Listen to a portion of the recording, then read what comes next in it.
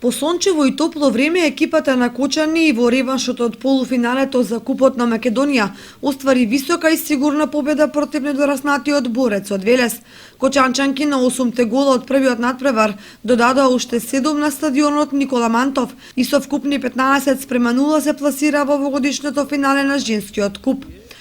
20 на јупорни гледачи дојдоа да ги видат идните шампионки, меѓутоа малку видоа, бидејќи надпреварот најмалку 80 на минути се играше на половината на велешанки. Сепак во 2-3 наврати и тие се приближија до голот на Чакмаковска, но Дукова немаше свој ден од реализаторски аспект. Полуфиналето помина така како што очекувавме. Пред нас значи е финале за овој клуб Кочани прво. За некои девојки може би не, меѓутоа за општината Кочани и за клубот е прво финале.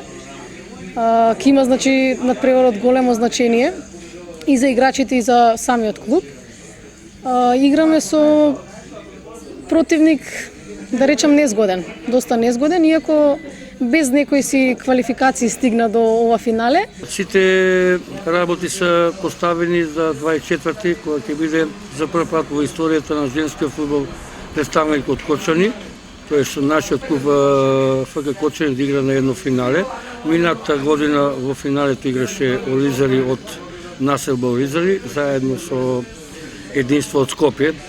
Првакот беше Единство. Еве ни се укажува, значи, новој дел од источниот дел на Македонија по втор пат да се игра едно финале.